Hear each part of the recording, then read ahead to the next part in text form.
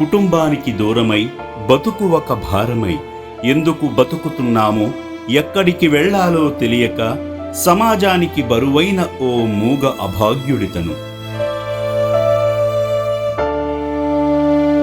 రంగారెడ్డి జిల్లా బాటసింగారం ప్రాంతంలో ఏడాదిన్నర నుండి ఉంటున్న పెద్దాయనను ఆ ఊరి గ్రామ పెద్దలు అమ్మా నాన్న అనాథాశ్రమానికి తీసుకువచ్చి పునర్జన్మనిచ్చారు.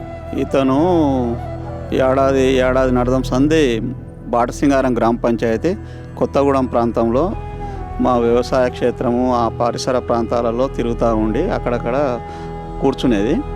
అయితే ఈ మాటలు రావడం లేదు కాబట్టి అక్కడి నుంచి నేను నోముల జగదీశ్వర్ నా పేరు, నేను మాజీ సర్పంచ్ బాటసింగారం, ఇక్కడికి ఆశ్రమానికి తీసుకొచ్చాను.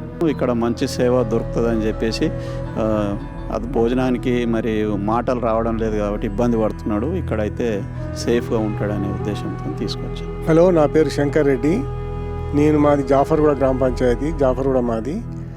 అది కొత్తగూడెం దగ్గర మన మాజీ సర్పంచ్ గారు చెప్పిండు, ఇట్లా పలానా మనిషి ఉన్నాడు, ఎట్లనే అంటే సరే ఆశ్రమాన్ని తీసుకపోతే బాగుంటుంది, ఆయన ఎవరు లేరు కాబట్టి రోడ్డు ఉంది అక్కడ, హైవే, నేషనల్ హైవే, అటు ఇటు దాటుతుంటే కొంచెం ప్రమాదం అవుతుంది కాబట్టి తీసుకొచ్చి ఇక్కడ వదిలిపెడదామని తీసుకొచ్చినాం.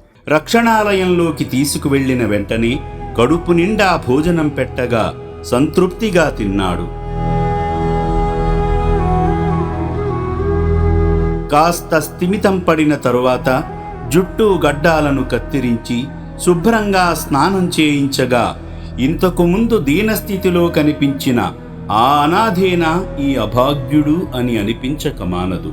అనంతరం శ్రీ పుణ్యలింగేశ్వర స్వామి ఆలయానికి తీసుకువెళ్లగా శివయ్యకు అభిషేకం చేసి అర్చకుల ఆశీర్వచనాలు పొంది రక్షణాలయంలో ఆశ్రయం పొందాడు.